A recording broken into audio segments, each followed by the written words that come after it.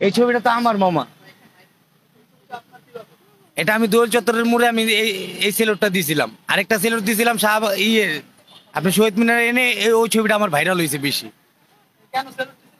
Salute দিয়েছিলাম মামা, আমরা তো রক্ত দেখছিলাম মামা, আমরা তো আন্দোলনের ভিতরে আমরা মাঝখানে আসছিলাম মামা, আমরা রক্ত দেখে মনে করেন আমাদের আর সহ্য হয় নাই মামা।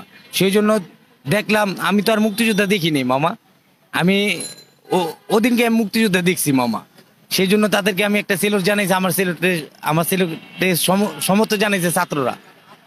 আবার রিক্সাওয়ালারও সমর্থন জানাইছে, রিক্সাওয়ালার কিন্তু আমার এই সেলুটের পরে কিন্তু রিক্সাওয়ালার মিছিল করছে কিন্তু। আমরা সহযোগিতা করছি, যেরকম একটা ছাত্র পুলিশের আহত হয়েছে, আমরা ঢাকা মেডিকেলে নিয়ে গেছি তার।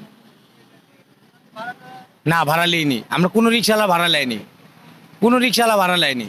এই সেলুটটা হইলো আপনার হইলো দোল চত্বরের এনে, এই সেলুটটা হলো দোল চত্বরের এনে। আর যেটা বেশি ভাইরাল হয়েছে ওটা হলো আপনার হইলো এই যে শহীদ মিনারের এখানে, যেটা বেশি ভাইরাল হয়েছে।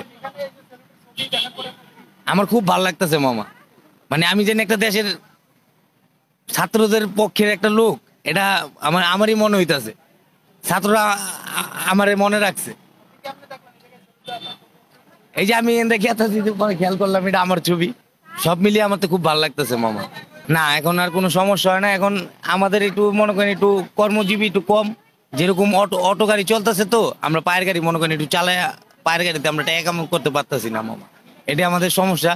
আর আমরা এখন খুবই কষ্টতে আছি, যেরকম আমার শাশুড়িটা মামা অসুস্থ, বুঝছেন মামা, চিকিৎসা করতে পারতাছি না মামা। সরকারের তো ওখানে আমি একটা কামের আবেদন চাইতাছি, আমার যে কোনো একটা ছোটখাটো যদি একটা কাম দেয়, তাহলে আমি মনে করেন কাম কইরা আমার শাশুড়ির চিকিৎসারও ভার করতে পারতাম। আর আমার একটা মেয়ে আছে 5 বছরের, তারে জানি পড়াশোনা আমি করাইতে পারি, এটাই আমার প্রত্যাশা মামা। সরকারি জানি আমার একটা চাকরি দেয়। আমার নাম মোহাম্মদ সুজন মামা, আমি কামরাঙ্গীচর থাকি, বড় গ্রাম আমার বাড়ি।